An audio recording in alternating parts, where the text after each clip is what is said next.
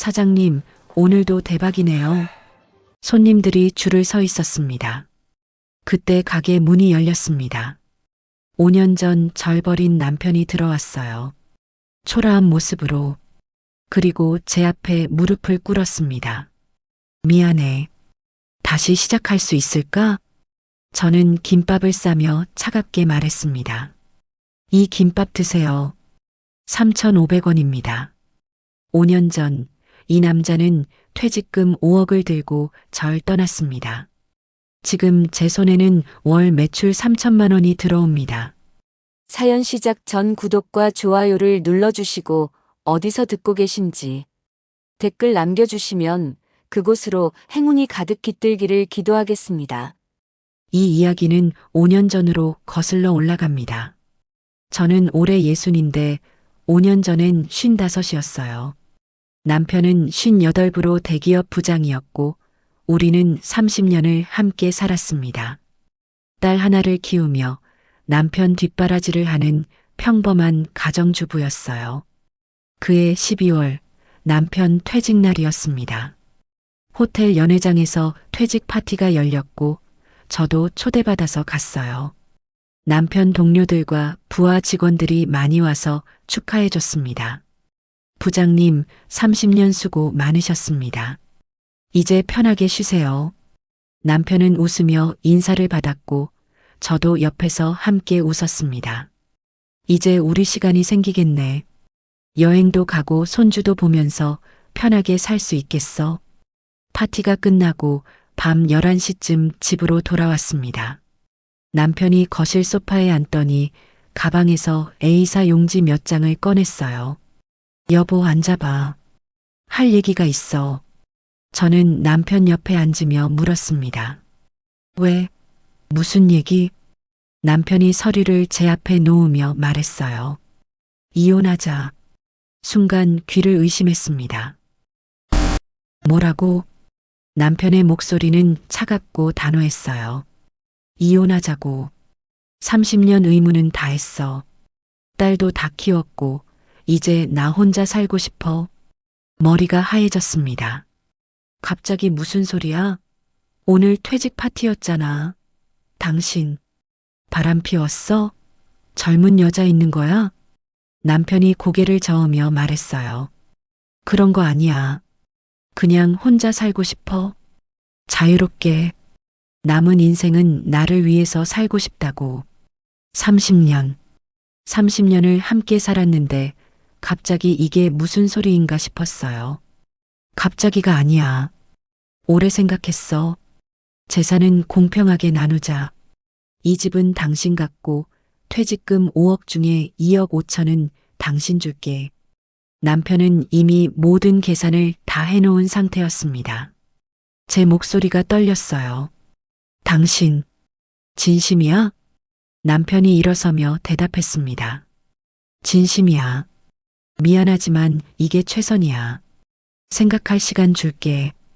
일주일 후에 다시 얘기하자. 그러고는 방으로 들어가 버렸어요.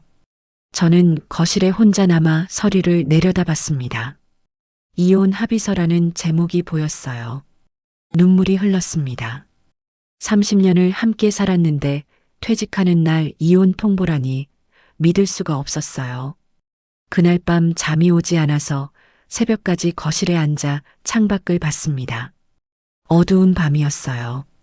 내가 뭘 잘못했을까? 30년 동안 뭐가 부족했을까? 하지만 아무리 생각해도 답이 나오지 않았습니다. 일주일이 지났어요. 그 일주일 동안 남편과 저는 거의 말을 안 했습니다.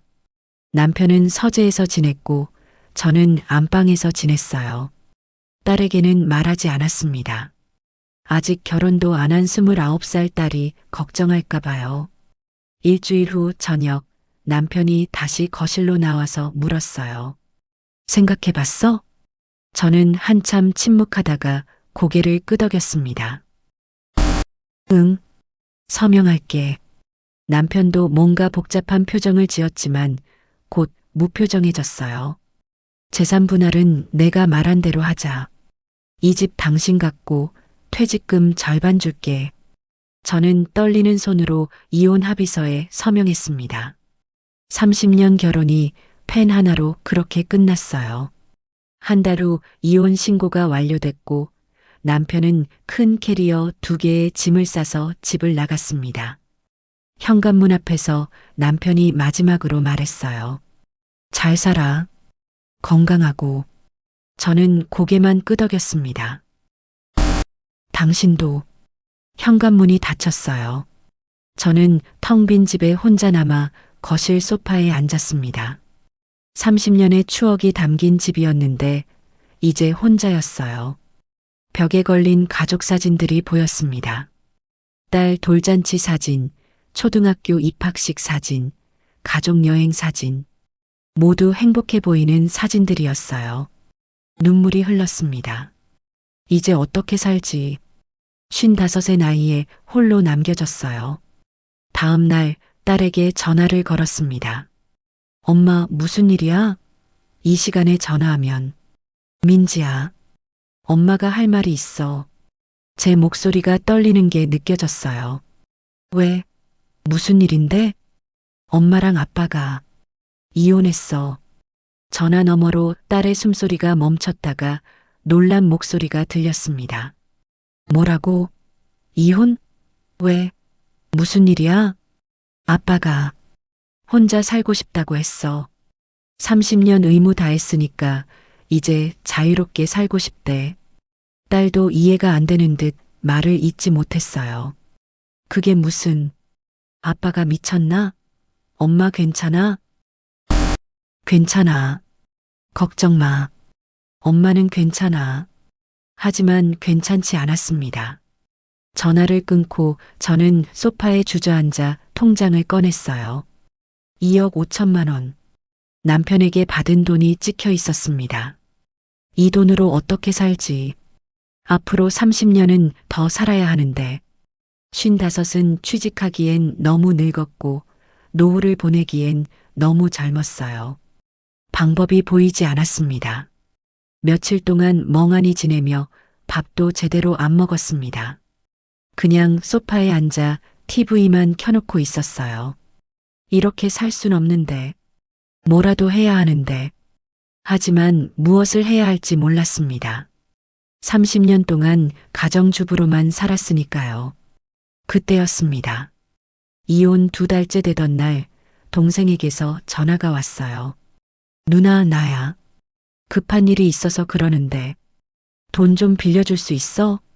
동생의 목소리가 조심스러웠습니다. 돈? 얼마? 5천만 원만. 한 달만 쓰고 바로 갚을게.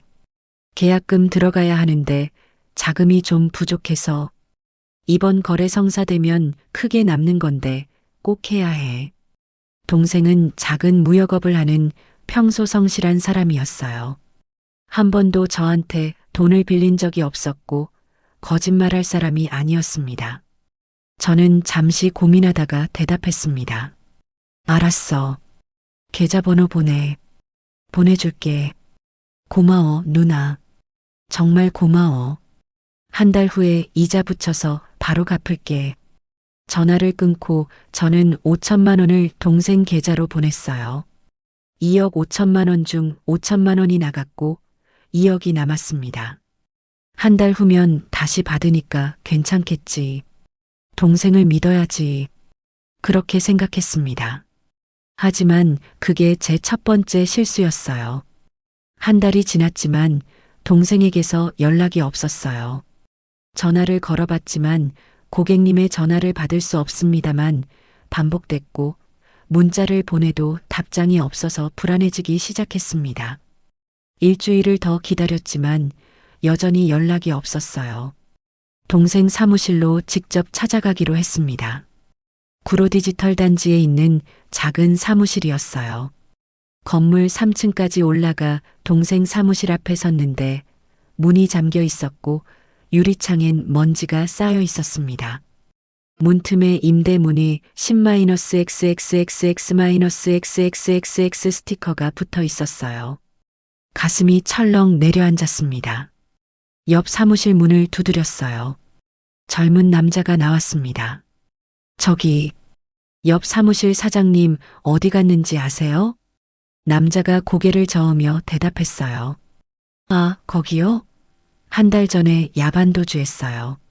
사기당해서 완전히 망했다던데. 밤새 짐 싸더니 다음날 사라졌어요. 눈앞이 캄캄해졌습니다. 연락처 아시나요? 몰라요. 저희도 연락 안 돼요.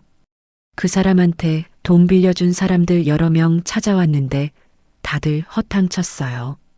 집으로 돌아오는 버스 안에서 눈물이 났어요. 5천만 원. 제 소중한 돈이. 집에 도착해서 계속 동생을 찾았습니다. 동생 집에도 전화했지만 연락이 안 됐어요. 일주일 후 동생 아내에게서 전화가 왔습니다.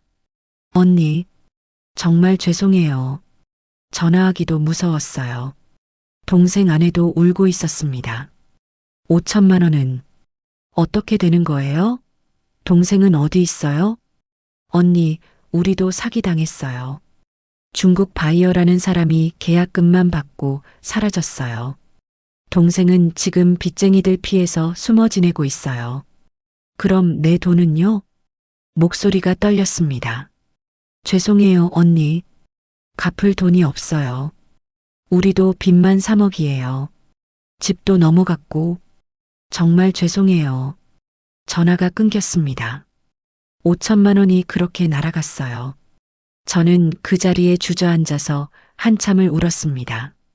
하지만 그게 끝이 아니었습니다. 이혼 후 6개월이 지난 어느 날이었어요. 오후 3시쯤 초인종이 울렸습니다.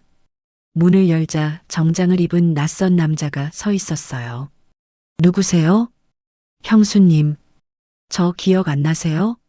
형님 대학 동기 박민수입니다. 남편 친구였습니다. 한두 번 본 적이 있는 얼굴이었어요. 아, 들어오세요.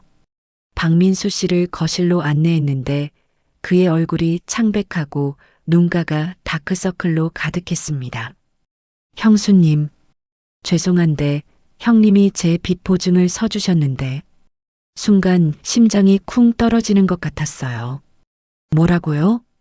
이혼하시기 전에, 정확히는 이혼하시기 2달 전에 3억 보증을 서주셨어요. 근데 제가 식당 사업을 망해서 빚을 못 갚게 됐어요. 머리가 하얘졌습니다. 언제요? 언제 보증을 섰다는 거예요? 남편이 저한테 말도 안 했는데 박민수 씨가 서류를 꺼내서 보여줬어요. 2019년 10월 15일이요. 그리고 형수님도 연대보증인으로 되어 있으세요. 뭐라고요? 제가 소리를 질렀습니다. 서류를 빼앗아 봤어요. 거기에 제 이름이 있었습니다. 이건 제가 서명한 적 없는데요. 이 서명 제 거 아니에요. 형님이 대신 서명하셨나 봐요. 형수님 도장도 찍혀 있고요. 이 집이 공동명의잖아요. 법적으론 유효합니다. 가슴이 무너졌습니다. 남편이 이혼 전에 제 이름을 도용해서 빚보증을 선 거였어요. 형수님, 정말 죄송하지만 3억을 갚지 못하면 이 집이 압류됩니다. 이미 법원에서 압류 통지가 나갔어요. 박민수 씨가 또 다른 서류를 내밀었습니다. 법원 문서였어요. 담보권 실행을 위한 경매 개시 결정. 제 손이 떨렸습니다. 제가 뭘 어떻게 해야 해요? 죄송합니다, 형수님. 제가 돈이 있으면 갚겠는데 저도 완전히 망했어요. 형수님이 형님한테 받으시든지 아니면 집을 파셔야. 박민수 씨가 고개를 숙이고 나갔습니다. 저는 그 자리에 주저앉아 서류를 봤어요. 3억 원, 연대보증인 압류. 눈물이 흘렀습니다. 떨리는 손으로 남편에게 전화를 걸었어요. 여보세요? 남편의 목소리가 들렸습니다. 당신, 내 이름으로 빚보증 섰어? 3억이나. 목소리를 참으려 했지만 떨렸어요. 아, 그거. 남편의 목소리가 무덤덤했습니다. 왜 그랬어? 내 허락도 없이 내 도장까지 도용해서. 미안해. 그때 민수가 급해서 근데 이제 당신이랑 상관없잖아. 우리 이혼했는데 상관없긴 내 이름으로 서명했잖아. 집이 압류된다고. 나 집 잃어. 제가 소리를 질렀습니다. 그건 미안한데 내가 어떻게 할 수 없어. 나도 지금 돈 없어. 퇴직금으로 사업 시작했는데 잘 안 돼서. 당신 퇴직금 5억 있잖아. 그거 다 사업에 넣었어. 지금 나도 빠듯해. 미안해. 전화가 끊겼습니다. 저는 핸드폰을 쥔 채 바닥에 주저앉아서 울었어요. 배신감이 밀려왔습니다. 이혼하면서도 이런 짓을 했다니. 제 이름을 도용해서 빚보증을 서다니. 다음 날 아침 변호사를 찾아갔습니다. 상담료 10만 원을 내고 사무실에 앉았어요. 선생님, 이거 무효 아닌가요? 제가 서명한 적 없어요. 남편이 도용한 거예요. 변호사가 서류를 꼼꼼히 보더니 고개를 저었어요. 서명 필적 감정을 하면 도용인 게 밝혀질 수도 있습니다. 하지만 시간이 오래 걸리고 도장은 진짜고 공동명의 재산이라 싸워봐야 최소 1년은 걸립니다. 그 사이 이자가 계속 붙고요. 그럼 어떻게 해야 해요? 솔직히 말씀드리면 집을 파시는 게 빠릅니다. 빚을 갚고 남는 돈으로 다시 시작하시는 게 집을 팔라고요? 30년 살던 집을 목이 메었습니다. 네. 법적 다툼보다는 그게 현실적입니다. 죄송합니다. 변호사 사무실을 나와 집으로 돌아왔어요. 선택의 여지가 없었습니다. 다음 날 부동산에 집을 내놓았습니다. 시세는 4억 5천 정도였지만 급하게 팔아야 해서 4억에 내놓았어요. 부동산 아저씨가 말했습니다. 금매면 빨리 나갈 겁니다. 위치도 좋고요. 2주 만에 집이 팔렸어요.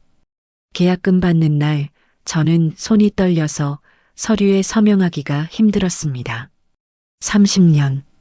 30년을 살던 집이 한 달 후 잔금을 받았습니다. 4억에서 부동산 수수료 1,000만 원, 양도세 2천만 원을 떼고 실제로 받은 돈은 3억 7천만 원이었어요. 거기서 빚 3억을 갚고 나니 7천만 원이 남았습니다.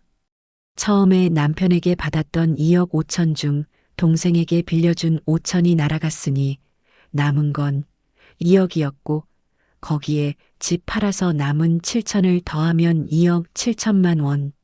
하지만 변호사 상담료, 이사 비용, 그동안 6개월 생활비로 쓴 돈을 빼니까 실제로 제 손에 남은 건 2억 2천만 원이었어요. 아니, 단칸방 전세금으로 1억을 내야 하니까 실제 현금은 1억 2천만 원이었습니다. 이혼 후 1년. 저는 거의 모든 걸 잃었어요. 단칸방으로 이사하는 날 짐을 싣는 트럭을 보며 눈물이 났습니다. 30년 살던 4층 아파트에서 단칸방으로 이사짐도 절반으로 줄였어요. 가구들은 대부분 처분했고 꼭 필요한 것만 가져갔습니다. 단칸방은 정말 좁았어요. 6평도 안 되는 공간에 창문 하나, 작은 부엌, 화장실이 전부였습니다. 짐을 다 풀고 나니 밤이었어요. 저는 바닥에 앉아 주위를 둘러봤습니다. 이불, 옷장 하나, 작은 냉장고, TV. 이게 전부였어요. 통장을 꺼내서 봤습니다. 1억 2천만 원. 30년 결혼, 남편에게 받은 재산, 30년 살던 집. 모든 게 이 숫자로 줄어들었습니다. 55의 나이에 단칸방에 혼자 앞으로 30년을 1억 2천만 원으로 살아야 했어요. 한 달에 100만 원씩 써도 10년이면 끝입니다. 불가능했어요. 눈물이 났지만 울 기운도 없었습니다. 그냥 멍하니 앉아 창밖을 봤어요. 창문 너머로 옆 건물 벽만 보였습니다. 이제 정말 어떻게 살지. 일주일 동안 단칸방에서 멍하니 지냈습니다. 밥도 제대로 안 먹고 잠도 제대로 안 자고 그냥 누워만 있었어요. 딸이 걱정돼서 찾아왔습니다. 엄마, 이러면 안 돼. 밥은 먹어? 응, 먹어. 거짓말이었어요. 딸이 냉장고를 열어봤습니다. 엄마, 냉장고가 텅 비었잖아. 밖에 나가자. 밥 먹으러 가자. 딸이 저를 일으켜 세웠어요. 밖에 나가 식당에서 밥을 먹었습니다. 엄마, 일 찾아봐. 이렇게 있으면 안 돼. 일. 누가 55 할머니를 뽑겠니? 그래도 찾아봐야지. 엄마 돈으로 30년 못 살잖아. 딸이 맞았어요. 집으로 돌아와서 저는 컴퓨터를 켰습니다. 구인 사이트를 찾아봤어요. 55세 여성 가능. 검색해도 나오는 게 거의 없었습니다. 청소, 식당 보조, 매장 관리, 요양보호사. 하나씩 지원했어요. 첫 주에 10군데 넣었습니다. 하지만 연락이 오는 곳은 한 곳도 없었어요.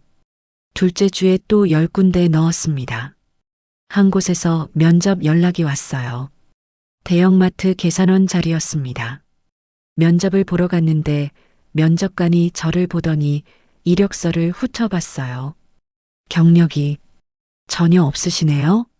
네, 30년간 가정주부였습니다. 컴퓨터는 다룰 줄 아세요? 계산대 시스템이 좀 복잡한데 기본적인 건 할 수 있습니다. 배우면 금방 할 수 있어요. 면접관이 고개를 끄덕이더니 다른 면접관과 눈빛을 교환했습니다. 연락드리겠습니다. 하지만 연락은 오지 않았어요. 한 달이 지났습니다. 20군데가 넘는 곳에 지원했지만 모두 거절이었어요. 죄송합니다. 더 적합한 분을 찾았습니다. 경력이 부족하셔서 체력적으로 힘드실 것 같아서 마지막 이유가 진짜였습니다. 55은 너무 늙었다는 거였어요. 2달째 통장 잔고는 1억 1천만 원으로 줄어들었습니다. 생활비가 한 달에 100만 원씩 나갔어요. 3달째 저는 거의 포기 상태였습니다. 30군데가 넘게 지원했지만 모두 탈락이었어요. 어느 날 저녁 저는 단칸방 바닥에 앉아 통장을 봤습니다. 1억 900만 원. 이렇게 가다간 10년도 안 가서 바닥나겠어. 무서웠습니다. 다음 날 저는 동네를 걸어 다니기 시작했어요. 온라인 지원은 안 되니까 직접 발로 뛰어보기로 했습니다. 작은 가게들 앞에 붙은 구인 광고를 찾았어요. 편의점 야간 알바, 분식집 주방 보조, 카페 서빙, 꽃집 직원. 하나씩 들어가서 물어봤습니다. 저기 구인 광고 보고 왔는데요. 대부분의 반응은 비슷했어요. 아, 연세가 어떻게 되세요? 55입니다. 아, 죄송한데 좀 더 젊은 분 찾고 있어요. 여기 야간이라 체력적으로 힘드실 것 같아요. 경력이 있으셔야 하는데. 일주일 동안 30군데를 돌아다녔지만 결과는 똑같았습니다. 어느 카페에서는 사장님이 솔직하게 말했어요. 아주머니, 솔직히 말씀드리면 손님들이 젊은 직원 선호하세요. 미안해요. 집으로 돌아오는 길에 눈물이 났습니다. 나는 아무 쓸모도 없는 사람인가. 넉 달째가 됐을 때 통장 잔고는 1억 600만 원이었어요. 그날 오후 저는 집에 돌아오는 길에 평소엔 안 가던 시장 골목을 지나게 됐습니다. 왜 그쪽으로 걸었는지 모르겠어요. 그냥 무작정 걷다 보니 거기였습니다. 시장은 활기찼어요. 아주머니들이 큰 소리로 손님을 부르고 생선 굽는 냄새가 났고 사람들로 붐볐습니다. 골목 안쪽으로 들어갔어요. 좁은 골목길에 작은 가게들이 빼곡했습니다. 떡볶이 가게, 튀김 가게, 순대 가게. 그때 한 가게가 눈에 들어왔습니다. 문이 잠겨 있었고 유리창엔 먼지가 쌓여 있었어요. 임대문이 10-XXXX-XXX 월세 50만 원, 보증금 500만 원. 스티커가 붙어 있었습니다. 저는 한참 그 가게를 봤어요. 아주 작았습니다. 유리창 너머로 안을 들여다봤는데 평수로는 5평도 안 될 것 같았어요. 하지만 뭔가 끌렸습니다. 핸드폰을 꺼내 번호를 눌렀어요. 여보세요? 저 시장 골목 가게 임대 문의 드리려고요. 아, 네. 지금 보러 오실 수 있으세요? 지금 가능한가요? 네, 제가 10분 후에 가겠습니다. 집주인이 왔어요. 50대 후반으로 보이는 남자였고 인상이 좋았습니다. 문을 열자 먼지 냄새가 났어요. 가게는 정말 작았습니다. 하지만 주방 시설이 있었고 환풍기도 있었고 작은 테이블 2개가 놓일 공간도 있었어요. 여기 뭐 하시던 곳이에요? 할머니가 분식집 하시다가 허리 다치셔서 접으셨어요. 6개월째 비어 있네요. 집주인이 설명했습니다. 월세가 50만 원이요? 네. 보증금은 500만 원이고 관리비 별도 10만 원이요. 저는 가게를 다시 둘러봤습니다. 낡았지만 구조는 나쁘지 않았어요. 여기서 뭔가 할 수 있을까? 하루만 생각해봐도 될까요? 네, 천천히 생각하시고 연락 주세요. 집으로 돌아와 저는 밤새 생각했어요. 보증금 500만 원에 월세 50만 원. 초기 비용으로 인테리어, 재료, 집기. 최소 1000만 원은 필요할 것 같았습니다. 무엇을 팔지? 30년간 가족밥을 해왔어요. 남편은 제 음식을 좋아했고 딸도 친구들을 데려와서 먹곤 했습니다. 특히 김밥. 엄마, 김밥 진짜 맛있어. 밖에서 사 먹는 것보다 훨씬 나아. 엄마 김밥이 최고야. 딸이 중학생 때 그렇게 말한 적이 있었어요. 저는 김밥을 잘 만들었습니다. 속은 풍성하게, 밥은 따뜻하게, 김은 바삭하게, 하나하나 정성껏 말았어요. 김밥 가게 해볼까? 다음 날 아침 일찍 집주인에게 전화했습니다. 저 하겠습니다. 계약하고 싶어요. 아, 네. 좋습니다. 오늘 오후에 계약서 쓰러 오세요. 오후에 계약서를 썼어요. 보증금 500만 원, 월세 50만 원. 떨리는 손으로 서명했습니다. 잘하는 거 맞겠지? 일주일 후 저는 가게 열쇠를 받았어요. 문을 열고 들어가니 텅 빈 공간이었습니다. 청소부터 시작했어요. 바닥을 닦고 유리창을 닦고 주방을 정리하고 환풍기를 청소했습니다. 이틀 동안 청소만 했어요. 가게가 깨끗해지니 조금 희망이 보였습니다. 인테리어는 최소한으로 했어요. 페인트 칠만 새로 하고 테이블 2개와 의자 6개를 중고로 샀습니다. 간판을 주문했어요. 엄마네 김밥. 딸이 어릴 때 엄마 김밥이 최고야. 라고 했던 게 생각나서 지은 이름이었습니다. 김밥 재료를 샀어요. 밥, 김, 당근, 시금치, 단무지, 햄, 계란, 우엉, 맛살. 신선한 것만 골랐습니다. 작은 냉장고도 하나 샀고 김밥 도구들도 준비했어요. 일주일 동안 준비하고 나니 정확히 1000만 원이 들었습니다. 통장 잔고는 600만 원으로 줄어들었어요. 무서웠지만 돌아갈 수는 없었습니다. 오픈 전날 밤 저는 가게에 혼자 앉아 있었어요. 엄마네 김밥 간판에 불이 들어왔습니다. 작지만 화냈어요. 내일부터 정말 시작이야. 가슴이 뛰었습니다. 두려움도 있었지만 기대도 있었어요. 혼자서도 살 수 있어. 해낼 수 있어. 저는 주먹을 쥐었습니다. 30년 가정주부였던 여자가 이제 사장이 되는 거였어요. 55의 나이에 단칸방에 살면서 1억도 안 남은 돈으로. 하지만 포기할 순 없었습니다. 해보자. 끝까지. 이게 마지막 기회야. 다음 날이 오픈 날이었습니다. 오픈 첫날 아침 새벽 4시에 일어났습니다. 긴장돼서 잠을 거의 못 잤어요. 옷을 입고 시장으로 갔습니다. 새벽 시장은 활기찼어요. 상인들이 하나둘 가게를 열고 트럭에서 물건을 내리고 큰 소리로 이야기를 나눴습니다. 저는 채소 가게로 갔어요. 당근 주세요. 가장 싱싱한 거로요.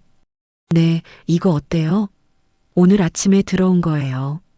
당근을 고르고 시금치를 골랐습니다. 잎이 싱싱하고 줄기가 탄탄한 것만 골랐어요. 계란은 깨져 있지 않은 것, 김은 냄새 맡아보고 고소한 것, 햄은 유통기한 확인하고 샀습니다. 가게로 돌아와서 준비를 시작했어요. 당근을 채 썰었습니다. 가늘고 균일하게 30년간 해온 솜씨였어요. 시금치를 데쳐서 물기를 꼭 짜고 계란을 붙여서 돌돌 말아 채 썰었습니다. 밥을 지었어요. 김밥용 밥은 조금 되게 지어야 하고 참기름과 소금을 넣어 간을 했습니다.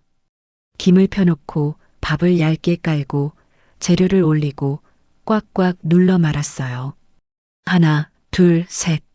10줄을 말아놓으니 오전 8시 반이었습니다. 문을 열 준비를 했어요. 유리창을 닫고 테이블을 닫고 메뉴판을 올려놓았습니다. 김밥 3,500원, 라면 3,000원, 떡볶이 4,000원. 오전 9시 문을 열었습니다. 엄마네 김밥 간판이 환하게 빛나고 있었어요. 1시간이 지났지만 손님이 없었습니다. 2시간이 지났고 3시간이 지났어요. 점심시간이 가까워졌습니다. 그때였습니다. 중년 남자 한 분이 들어오셨어요. 김밥 하나요. 제 첫 손님이었습니다. 네, 감사합니다. 저는 떨리는 손으로 김밥을 썰어서 담았어요. 접시에 예쁘게 담고 단무지도 곁들였습니다. 3,500원입니다. 손님이 한 입 드시더니 고개를 끄덕였습니다. 맛있네요. 속이 꽉 차 있어서 좋네. 그 한마디에 눈물이 날 뻔했어요. 감사합니다.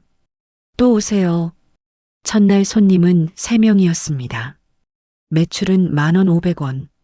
월세 50만 원에 150도 안 되는 금액이었어요. 하지만 포기하지 않았습니다. 둘째 날은 5명이 왔고 셋째 날은 4명이 왔습니다. 일주일이 지났을 때 매출을 계산해 보니 12만 원이었어요. 한 달로 계산하면 50만 원 정도.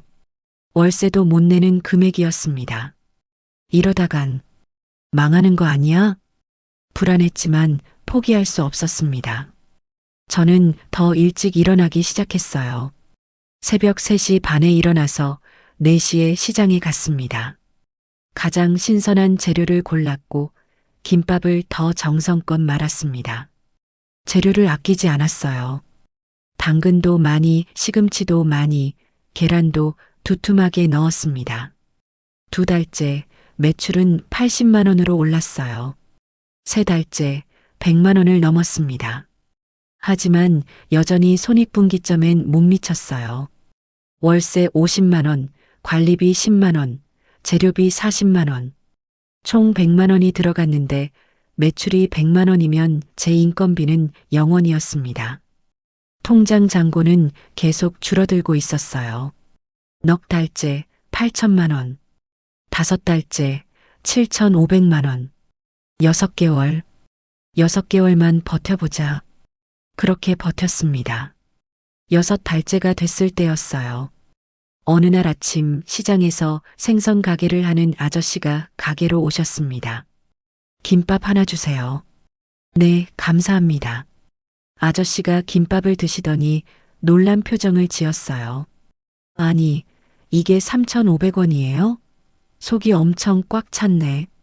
다른 데는 김밥 속 적은데 정성껏 만들었어요. 맛도 좋네요. 내일도 올게요. 그 아저씨는 정말 다음 날도 왔고 그 다음 날도 왔습니다.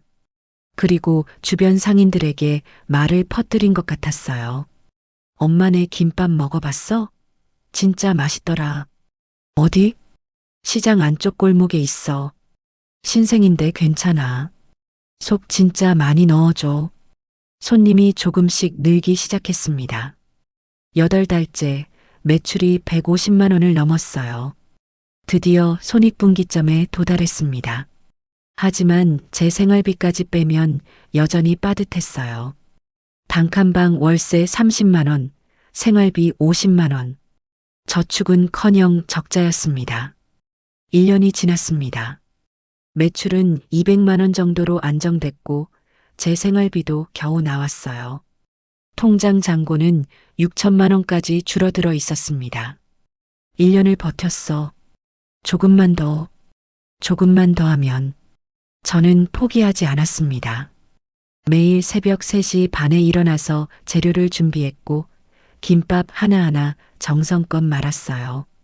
손님들에게 늘 웃으며 인사했습니다. 감사합니다. 맛있게 드세요. 또 오세요. 1년 반이 지났을 때 변화가 생기기 시작했어요. 손님들이 친구를 데려오기 시작한 겁니다. 여기 김밥 정말 맛있어. 사장님도 친절하시고. 진짜? 그럼 가보자. 매출이 250만 원으로 올랐습니다. 2년째가 됐을 때는 300만 원을 넘었어요. 이제 생활비도 나오고 조금씩 저축도 할 수 있었습니다. 통장 잔고가 다시 늘기 시작했어요. 어느 날 저녁 가게 문을 닫고 정리를 하는데 단골 할머니 한 분이 들어오셨어요. 사장님, 문 닫았어요? 아, 네. 죄송해요. 괜찮아요. 그냥 하고 싶은 말이 있어서요. 할머니가 웃으며 말했습니다. 저 여기 오픈 때부터 봤거든요. 처음엔 손님 없어서 걱정했는데 포기 안 하시고 여기까지 오셨네요. 대단하세요. 고맙습니다. 김밥도 맛있고 사장님 인심도 좋으시고 앞으로도 잘 되실 거예요. 힘내세요. 할머니가 나가고 저는 혼자 가게에 앉아 눈물을 흘렸어요. 2년을 버텼습니다. 포기하고 싶었던 날이 수없이 많았어요. 손님이 없어서 하루 종일 가게에 앉아 있던 날, 재료비가 모자라서 통장을 털어야 했던 날, 월세 내고 나면 바깥도 없던 날. 하지만 버텼습니다. 새벽 3시 반에 일어나는 것도 이제 익숙해졌고 김밥만은 손놀림도 빨라졌어요. 무엇보다 손님들이 맛있어요. 또 올게요라고 할 때마다 힘이 났습니다. 조금만 더 하면 잘 될 거야. 2년 반이 지났을 때였어요. 어느 날 20살쯤 돼 보이는 젊은 여자 손님이 김밥을 먹으며 핸드폰으로 사진을 찍었습니다. 사장님, 사진 찍어도 돼요? 인스타에 올리고 싶어요. 네, 물론이죠. 여기 진짜 맛있어요. 숨은 맛집이네요. 그게 시작이었습니다. 3년 차가 됐을 때 제 김밥 가게는 시장에서 조금씩 알려지기 시작했어요. 그 젊은 여자 손님이 SNS에 올린 사진이 의외로 반응이 좋았던 것 같았습니다. 며칠 후부터 젊은 손님들이 하나둘씩 찾아오기 시작했어요. 여기 인스타에서 봤어요. 사진 찍어도 돼요? 와, 진짜 맛있네요. 다른 데랑 달라요.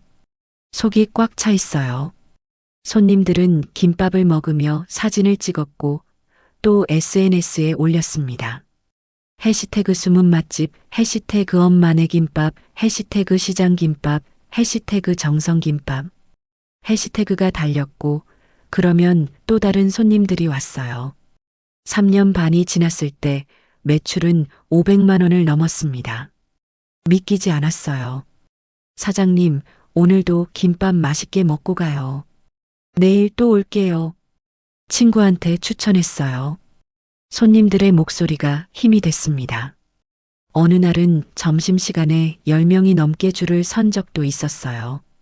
죄송합니다. 조금만 기다려주세요. 저는 땀을 흘리며 김밥을 말았습니다. 손이 아팠지만 멈출 수 없었어요. 그때 생각했습니다. 혼자서는 힘들겠는데 직원을 구해야 할 것 같았어요. 하지만 망설여졌습니다. 급여를 줄 수 있을까? 지금은 잘 되지만 나중에 손님이 줄어들면 그럼 또 적자 아니야? 며칠을 고민했습니다. 결국 결정했어요. 구인 광고를 냈습니다. 엄마네 김밥 주방 보조 구함. 시급 1만 원. 오전 9시 오후 3시. 점심시간 근무. 사흘 후 한 아주머니가 찾아오셨습니다. 60대 초반으로 보였고 인상이 좋았어요. 저 일 배우고 싶어요. 경력 있으세요? 아니요. 근데 열심히 배울 수 있어요. 저도 혼자 살아서 일이 필요해요. 아주머니의 눈빛이 진지했습니다. 저는 제 모습이 보이는 것 같았어요. 3년 전 55에 일자리를 찾아 헤맸던 제 모습이요. 좋아요. 내일부터 나오세요. 천천히 가르쳐 드릴게요. 감사합니다. 정말 감사합니다. 박순자 아주머니가 합류했습니다. 처음엔 서툴렀지만 금방 배웠고 일주일 후엔 김밥도 혼자 말 수 있게 됐어요. 사장님, 제가 재료 준비는 할게요. 사장님은 손님 응대하시고 김밥만 마세요. 순자 아주머니 덕분에 숨통이 트였습니다. 4년차가 됐을 때는 매출이 700만 원까지 올랐어요. 블로거들이 본격적으로 찾아오기 시작했습니다. 여기가 그 유명한 엄마네 김밥이네요. 리뷰 좋던데 직접 와봤어요. 김밥의 정성이 정말 느껴지네요. 맛있어요. 리뷰가 쌓이면서 손님은 더 늘었고 평일에도 줄을 서는 날이 많아졌어요. 통장 잔고도 다시 1억을 넘었습니다. 어느 날 저녁 가게 문을 닫으려는데 정장을 입은 낯선 남자가 들어왔습니다. 명함을 내밀었어요. 안녕하세요. OBS 방송국 골목 맛집 프로그램 PD 김성훈입니다. 제 심장이 뛰었습니다. 네, 여기 맛집으로 소문났더라고요. 혹시 저희 프로그램 나오실 수 있으세요? 방송이요? 네. 소상공인 분들 응원하는 프로그램이에요. 사장님 김밥이 정말 맛있다고 소문났고 사연도 있으시다고 들었어요. 저는 잠시 망설였습니다. 방송에 나간다는 게 부담스러웠어요. 제 사연이요? 네. 이혼하시고 혼자 시작하셨다고 블로그에 그렇게 써 있더라고요. 어느 손님이 제 이야기를 블로그에 쓴 것 같았습니다. 한번 해보겠습니다. 용기를 냈어요. 좋습니다. 다음 주 수요일에 촬영 들어갈게요. 연락드리겠습니다. PD가 나간 후 저는 순자 아주머니에게 말했습니다. 우리 방송 나가요. 정말요? 대박이네요. 사장님 축하드려요. 순자 아주머니가 기뻐했어요. 하지만 저는 긴장됐습니다. 일주일 동안 준비했어요. 가게를 더 깨끗하게 청소하고 메뉴판도 새로 예쁘게 만들었습니다. 촬영 전날 밤 잠이 오지 않았어요. 잘할 수 있을까? 말을 제대로 할 수 있을까? 다음 날 아침 촬영팀이 왔습니다. 카메라 3대, 조명, 음향, 스태프들. 작은 가게가 꽉 찼어요. 사장님, 편하게 평소처럼 하시면 됩니다. PD가 말했습니다. 하지만 카메라 앞에서 김밥을 만드는 건 쉽지 않았어요. 손이 떨렸습니다. 컷! 사장님, 긴장 푸시고 천천히 하세요. 평소처럼만 하시면 돼요.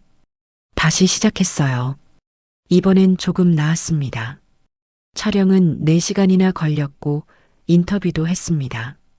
사장님, 이 가게 어떻게 시작하셨어요? PD가 물었습니다. 저는 잠시 망설이다가 솔직하게 말했어요. 5년 전에 이혼했어요. 30년 결혼이 퇴직하던 날 끝났죠. 재산도 거의 다 잃었고요. 그래서 이 가게를 시작하신 거예요? 네. 55에 일자리를 구할 수가 없었어요. 30군데 넘게 지원했는데 다 떨어졌죠. 그래서 제가 할 수 있는 걸 해보자 싶었어요. 힘들지 않으셨어요? 눈물이 날 것 같았지만 참았습니다. 힘들었죠. 2년 동안은 적자였어요. 통장 잔고 줄어드는 거 보면서 매일 무서웠고 포기하고 싶었던 날이 수없이 많았어요. 그래도 버티신 이유가 뭔가요? 살아야 했으니까요. 그리고 혼자서도 살 수 있다는 걸 증명하고 싶었어요. 55이라고 끝난 게 아니라는 거요. PD가 고개를 끄덕였습니다. 정말 감동적인 사연이네요. 잘 담겠습니다.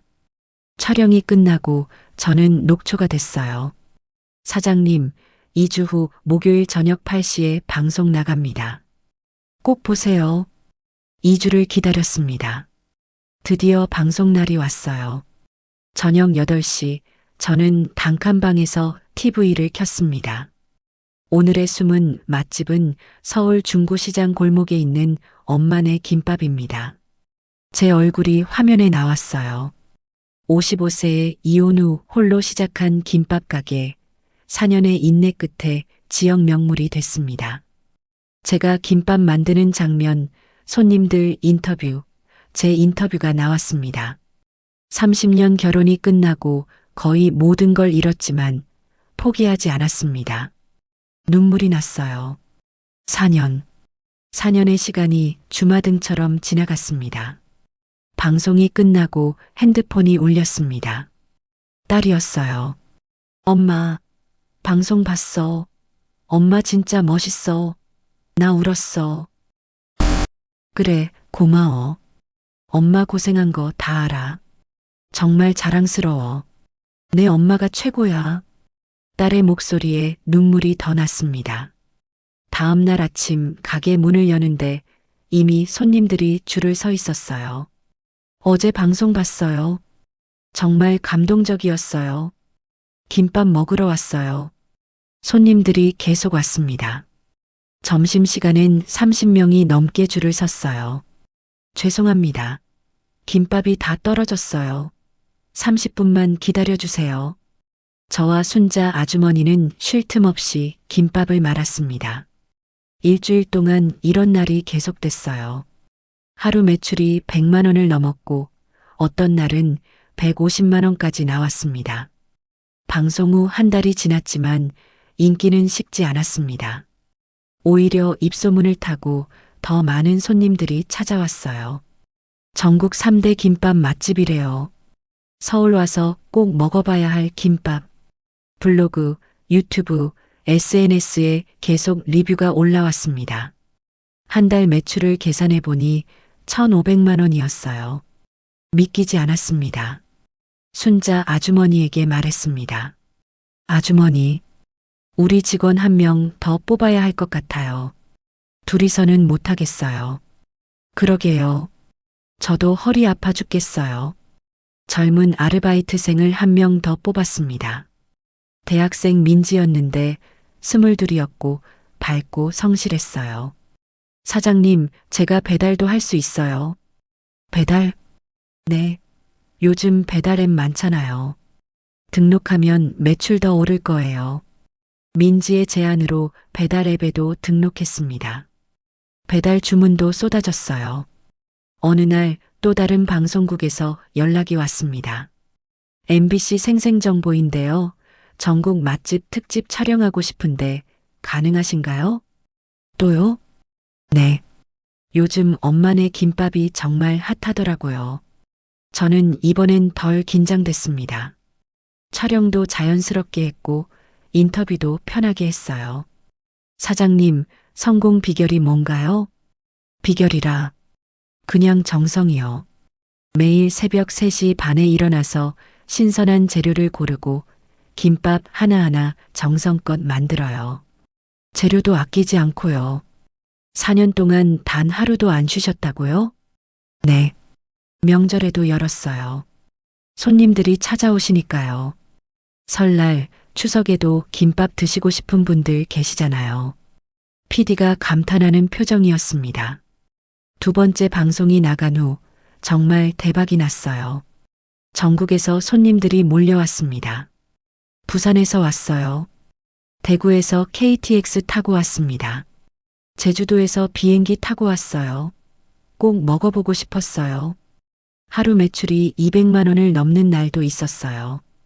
한 달 매출이 2천만 원을 넘었습니다. 순수익도 1,000만 원이 넘었어요. 순자 아주머니가 걱정했습니다. 사장님, 이러다 우리 다 쓰러지겠어요. 직원 더 뽑아야 해요. 아르바이트생을 2명 더 뽑았습니다. 이제 저까지 총 5명이 일했어요. 주방도 좁아져서 확장을 고민했습니다. 옆 가게가 비었는데 합치면 용기를 내서 집주인에게 연락했어요. 사장님, 옆 가게까지 쓰고 싶은데요. 가능할까요? 오, 그러시겠어요? 좋죠. 사장님 가게 덕분에 우리 건물 가치도 올랐어요. 월세는 합쳐서 120만 원으로 할게요. 계약을 하고 옆 가게까지 확장했습니다. 인테리어도 제대로 했어요. 깔끔하고 밝게 테이블도 6개로 늘렸고 주방도 넓어졌습니다. 엄마네 김밥 간판도 크고 예쁘게 새로 달았어요. 확장 오픈 날 손님들이 축하해줬습니다. 사장님, 대박 나셨네요. 처음엔 이렇게 작았는데 이렇게 커지다니 정말 대단해요. 앞으로도 계속 올게요. 저는 눈물이 났지만 웃으며 감사 인사를 했습니다. 5년 차가 됐을 때 저는 딸에게서 연락을 받았어요.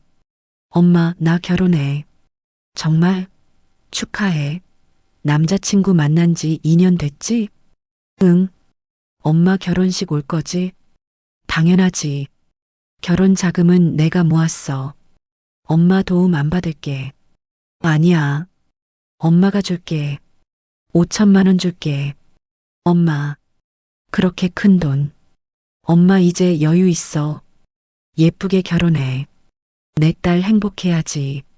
딸이 울었어요. 엄마. 고마워. 엄마 정말 대단해. 5년 전 생각하면 정말 많이 바뀌었어. 딸 결혼식 날 저는 한복을 입고 갔습니다. 신부 어머니 자리에 앉았어요. 줄에 선생님이 소개했습니다. 신부의 어머니는 4년 전 홀로 김밥 가게를 시작해 지금은 지역 명물로 키우신 훌륭한 사업가십니다. 하객들이 박수를 쳤습니다. 저는 눈물을 흘렸어요. 5년 전 단칸방에서 절망하던 제가 여기까지 왔습니다. 결혼식이 끝나고 딸이 말했어요. 엄마 사랑해. 엄마가 정말 자랑스러워. 내 친구들도 엄마 엄청 멋있다고 그러더라. 엄마도 사랑해. 행복하게 살아. 딸을 보내고 가게로 돌아왔습니다. 직원들이 웃으며 맞아줬어요. 사장님, 결혼식 잘 다녀오셨어요? 응. 고마워. 오늘 너희들이 고생 많았지? 일상으로 돌아왔습니다.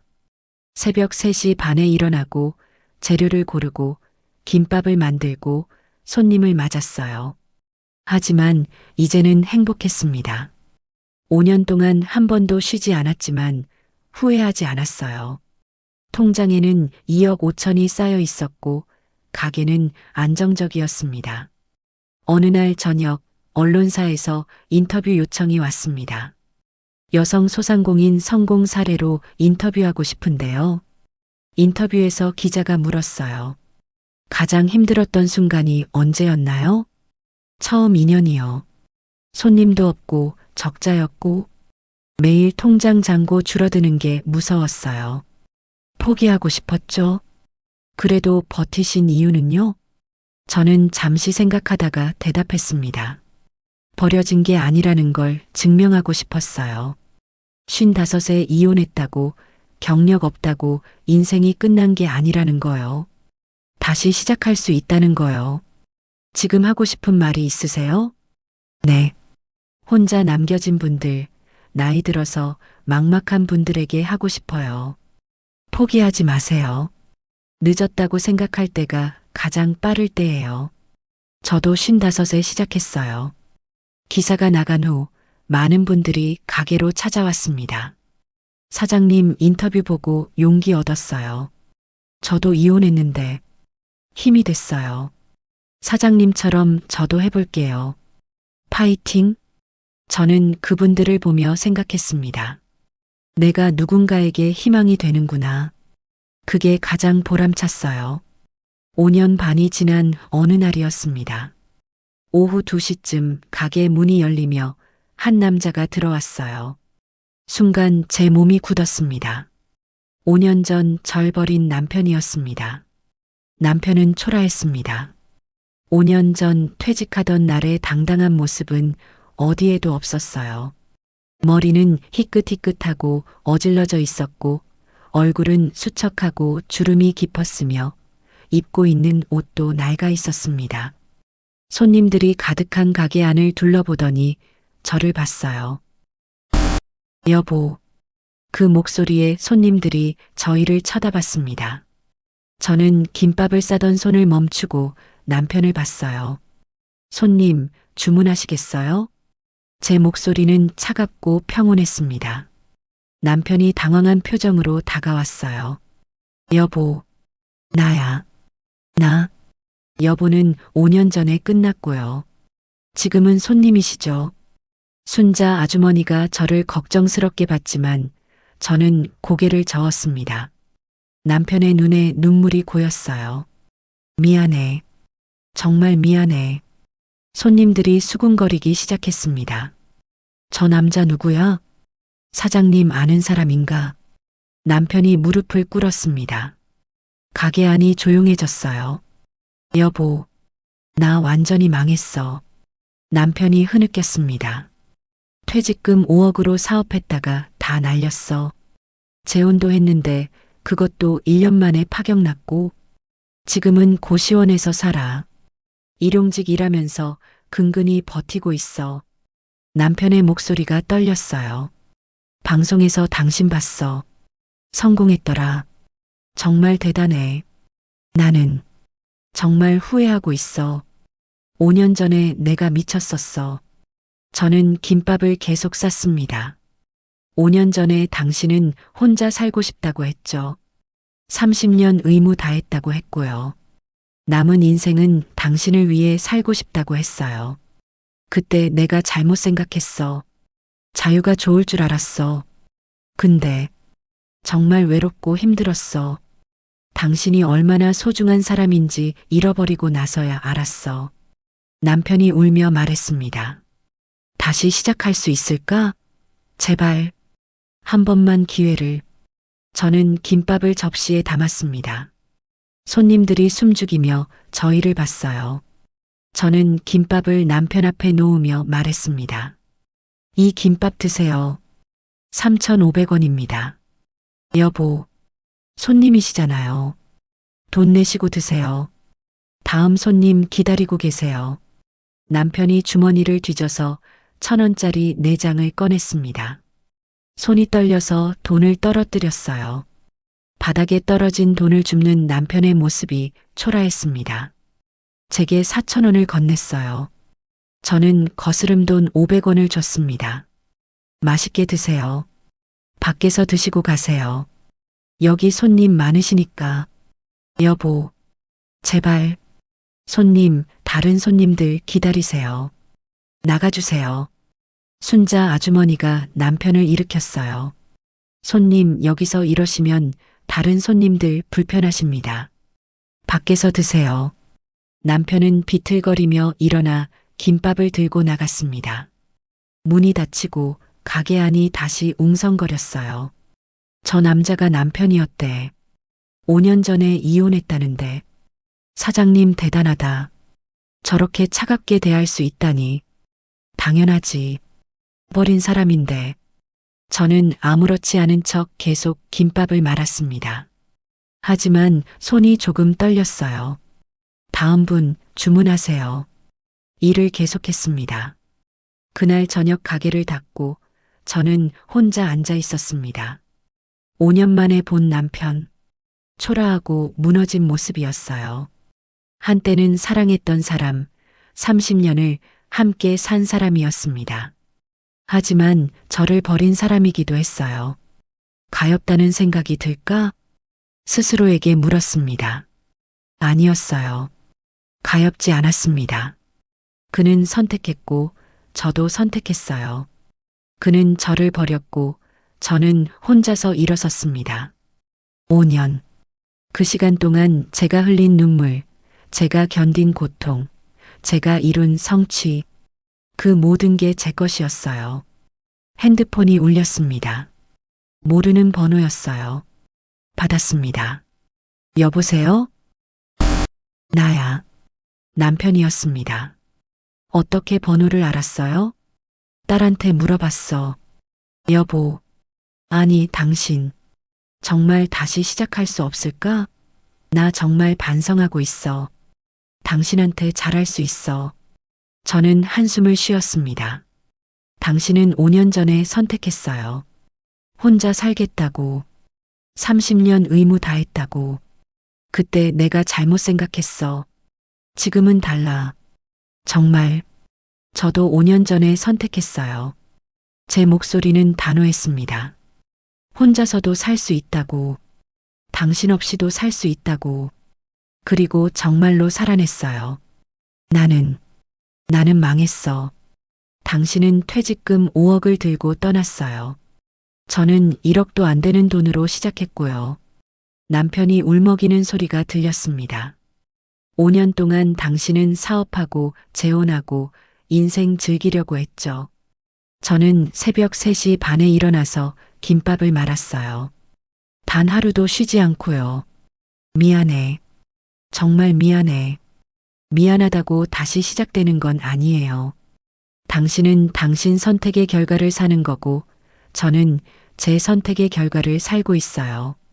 저는 전화를 끊었습니다. 며칠 후 남편에게서 문자가 왔어요. 정말 다시 시작 못할까? 내가 잘못했어. 용서해줘. 나 정말 힘들어. 저는 답장하지 않았습니다. 일주일 후 또 문자가 왔습니다. 당신 가게 앞에서 봤어. 손님들 정말 많더라. 잘 됐다. 나는 정말 후회하고 있어. 매일 후회해. 저는 답장하지 않았습니다. 2주 후 마지막 문자가 왔어요. 알았어. 더 이상 연락 안 할게. 당신 방해하고 싶지 않아. 그냥 행복하게 살아. 미안했어. 정말로. 저는 그 문자를 읽고 지웠습니다. 그리고 가게로 갔어요. 일상으로 돌아갔습니다. 남편이 다녀간 후 한 달이 지났습니다. 직원들이 조심스럽게 물었어요.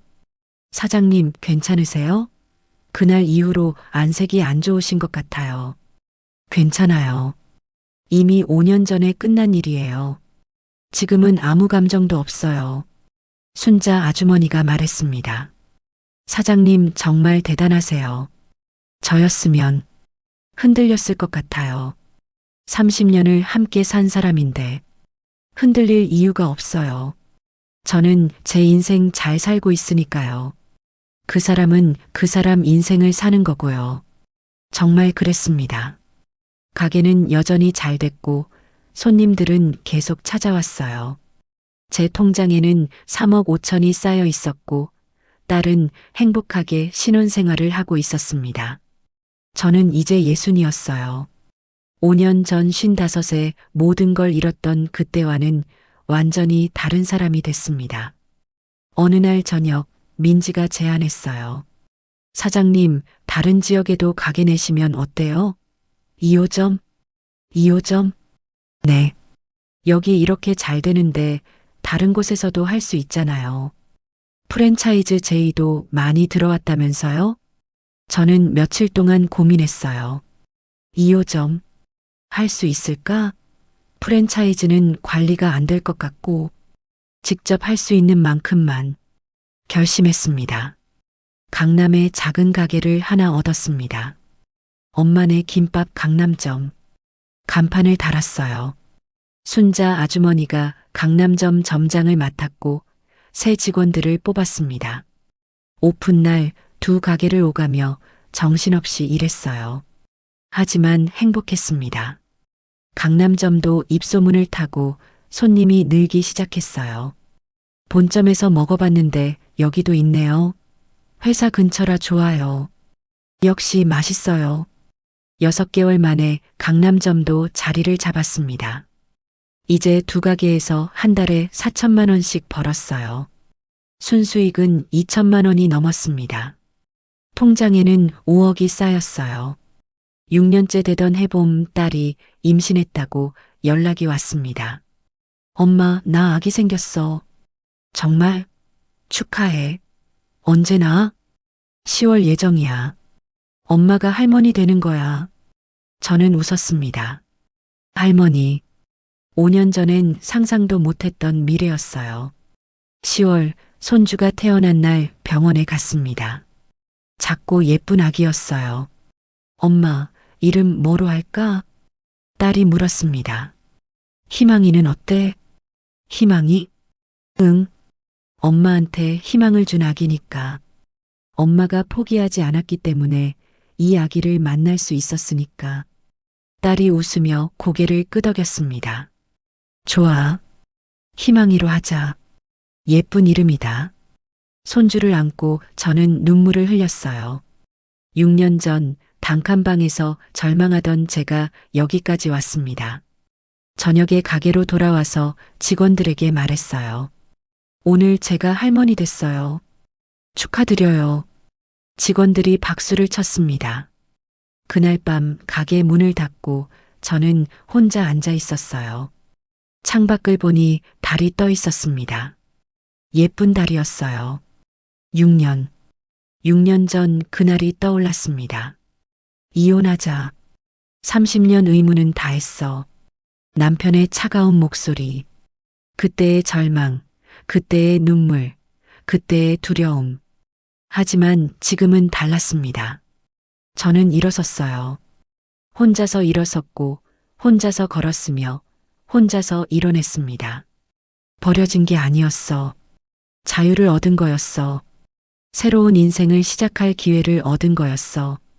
그렇게 생각하니 마음이 편해졌습니다. 핸드폰을 꺼내 남편이 보낸 마지막 문자를 다시 봤어요. 알았어. 더 이상 연락 안 할게.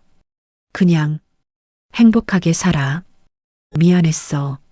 저는 그 문자를 완전히 지웠습니다. 그리고 딸에게 문자를 보냈어요. 희망이 이름 정말 예쁘다. 할머니가 많이 사랑할게. 우리 딸도 사랑하고 행복해서 고마워. 다음 날 아침 새벽 3시 반에 일어났습니다. 6년 동안 그래왔던 것처럼요. 시장에 가서 재료를 샀고 가게로 와서 김밥을 만들었습니다. 오전 9시 문을 열었어요. 손님들이 줄을 서서 기다리고 있었습니다. 사장님, 오늘도 김밥 주세요. 네, 감사합니다. 저는 웃으며 김밥을 쌌습니다. 하루가 시작됐어요. 60살 김밥 가게 사장의 하루였습니다. 6년 전 55에 모든 걸 잃었던 여자는 이제 없었어요. 지금 여기 있는 건 혼자서도 살 수 있다는 걸 증명한 여자, 다시 일어설 수 있다는 걸 보여준 여자였습니다. 인생의 품격은 끝에서 드러나는 거였어요. 버려졌을 때가 아니라 일어섰을 때, 무너졌을 때가 아니라 다시 시작했을 때, 절망했을 때가 아니라 희망을 만들어냈을 때요. 저는 오늘도 김밥을 말았습니다. 정성껏, 따뜻하게, 행복하게. 2년 후 엄마네 김밥은 서울에 5개 지점을 갖게 됐습니다. 본점, 강남점, 홍대점, 잠실점, 판교점. 프랜차이즈 제의는 계속 거절했어요. 직접 관리할 수 있는 만큼만 할래요. 품질이 가장 중요하니까요. 돈보다 중요한 게 자부심이에요. 손주 희망이는 도를 지나 뛰어다니고 있었고 저는 행복한 할머니가 됐습니다. 통장에는 10억이 넘게 쌓였어요. 하지만 여전히 새벽 3시 반에 일어나서 본점에 나갔습니다. 사장님, 이제 안 나오셔도 되는데. 직원들이 말했지만 저는 고개를 저었어요. 여기가 좋아요. 여기가 제 시작이었으니까. 그리고 손님들 얼굴 보는 게 좋아요. 어느 날 한 40대 초반 여자가 가게로 찾아왔습니다. 사장님, 상담 좀 해주실 수 있으세요? 무슨 일이세요? 앉으세요.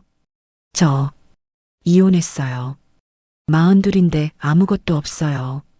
어떻게 살아야 할지 모르겠어요. 사장님 이야기 들었어요.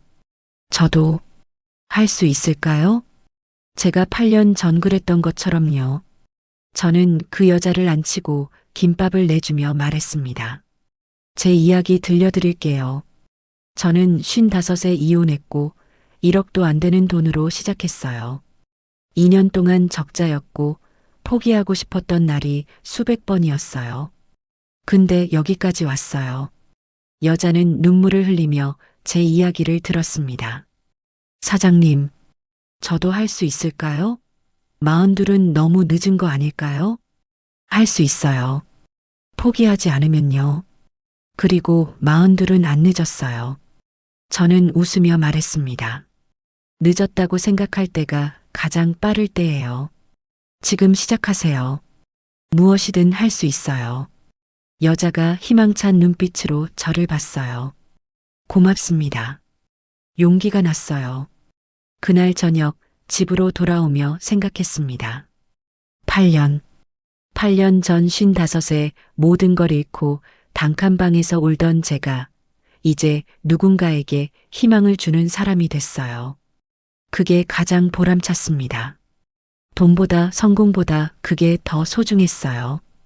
이 이야기가 마음에 남으셨다면 구독과 좋아요 부탁드립니다. 그리고 여러분은 어떻게 생각하시는지 혼자서 다시 시작해본 경험이 있으시다면 댓글로 이야기를 들려주세요. 여러분의 이야기도 소중합니다. 오늘의 이야기가 당신의 마음에 작은 울림을 드렸다면 앞으로도 당신의 나날에 잔잔한 위로가 될 이야기들로 찾아뵐 수 있도록 구독과 좋아요를 눌러주세요. 그리고 이 이야기의 주인공을 위한 따뜻한 말씀도 댓글로 부탁드립니다. 당신의 오늘을 늘 응원합니다.